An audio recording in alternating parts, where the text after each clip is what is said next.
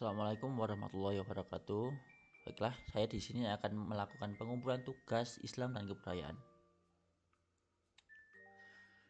Baik, nama saya Aldi Edo Pradana, NIM saya 2003021110148. Mahasiswa UIN Malang semester 3. Silakan dilihat di layar Anda. Ya, itu dia. Next. Mengenal Syekh Subakir. Awal mula penyebaran agama Islam di Pulau Jawa selalu diidentikan dengan peran Wali Songo. Oleh mereka, agama Islam diajarkan kepada seluruh lapisan masyarakat Jawa yang saat itu menganut ajaran Hindu-Buddha. Namun, sebelum era Wali Songo, dakwah Islam sebenarnya telah dimulai oleh Syekh Subakir. Syekh Subakir sendiri merupakan seorang ulama dari Persia yang diutus ke tanah Jawa dalam rangka menyebarkan agama Islam. Dia diutus oleh Sultan Muhammad I dari Kekaisaran Ottoman di Turki pada tahun 1400 Masehi. Beliau tidak sendiri, Syekh Subakir bersama sang paman yang juga merupakan generasi awal Wali Songo, Maulana Malik Ibrahim, yang kemudian dikenal dengan nama Sunan Gresik. Oke, sejarah masuknya Islam di Jawa Timur. Islam pertama kali memasuki Jawa Timur pada abad ke-11. Bukti awal masuknya Islam ke Jawa Timur adalah adanya makam Islam atas nama Fatimah binti Maimun di Gresik pada tahun 1082, serta sejumlah makam Islam pada kompleks makam Majapahit.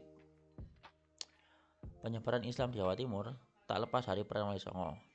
5 wali di antara 9 wali yang menyebarkan Islam di Pulau Jawa berada di wilayah Jawa Timur. 5 wali tersebut adalah Sunan Ampel, Sunan Giri, Sunan Gresik, Sunan Derajat, dan Sunan Bonang. Next. Oke. Seperti yang telah kita tahu, Islam masuk ke Nusantara melalui para pedagang dari wilayah Timur Tengah.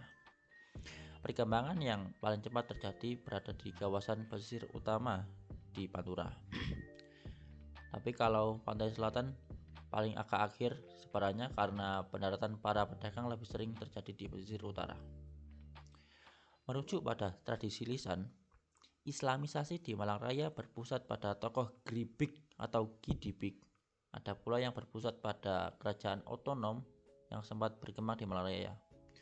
Kerajaan itu bernama Sengguru atau Tanjung Sengguru. Next. Nah, tokoh Gribik di sini bukan Ki Ageng Gribik yang telah kita kenal. Namun, tokoh ini telah ada lebih dulu dan memiliki nama yang sama seperti Ki Ageng Gribik. Oleh sebab itu, saya membedakan keduanya dengan sebutan Gribik Senior dan Gribik Junior.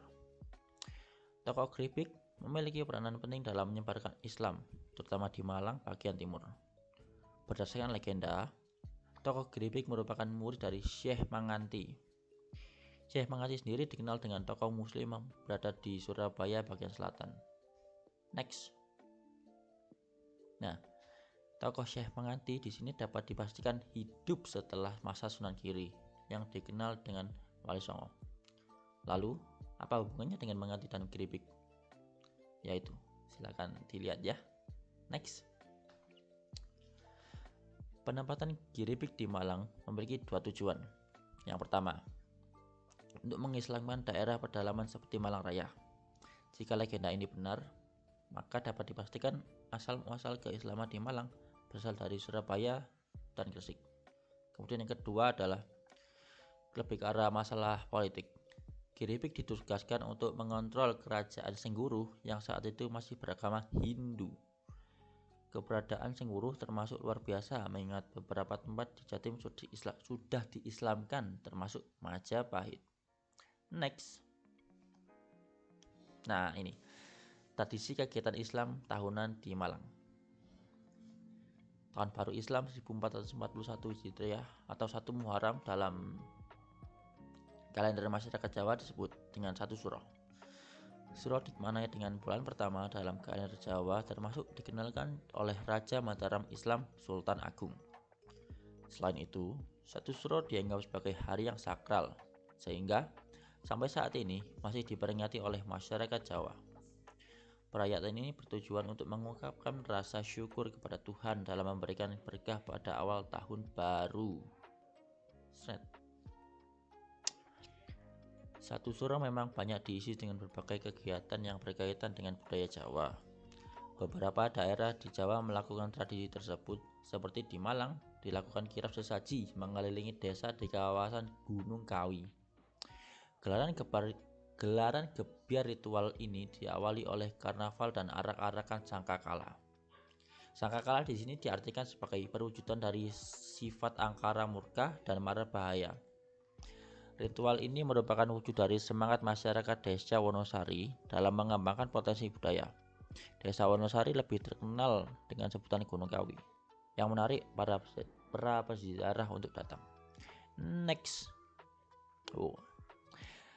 Gebyar Satu Suro yang digelar di Gunung Kawi, Wonosari, Malang, menampilkan ratusan penari. Beliau adalah satu-satunya. Oke, para penari tersebut datang dari berbagai kalangan di Desa Wonosari, mulai dari anak-anak hingga orang dewasa, serta dari sanggar-sanggar tari di daerah Gunung Kawi. Next, beragam bentuk sangkakala dibawa oleh masing-masing RW yang mengikuti perayaan Gebyar Satu Suro di Gunung Kawi, mulai dari bentuk buto, naga, kebo, macan, dan lain sebagainya. Yang ada di foto ini sepertinya adalah buto dan macan tutul ya. Oke, sangkakala ini rata-rata memiliki tinggi hingga 3 meter.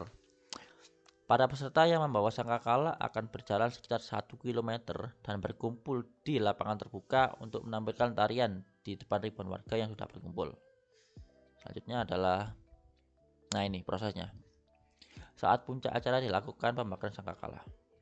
Tujuan pembakaran ini adalah agar bisa diberi rahmat dan dihindarkan dari mara bahaya serta terjaga dalam kedamaian dan tercipta kemakmuran. Lihat, itu patung yang sebelumnya masih terlihat bagus, sekarang sudah dibakar. Panas deh. Oke, sekian. Terima kasih atas perhatiannya teman-teman. Mohon maaf bila ada salah kata, maupun yang sengaja maupun tidak sengaja, baik yang belepotan maupun tidak belepotan. Terima kasih. Selanjutnya, kalau kalian menginginkan PowerPoint ini, saya sudah mencantumkan di deskripsi di bawah. Terima kasih. Dadah. Assalamualaikum warahmatullahi wabarakatuh. Seret.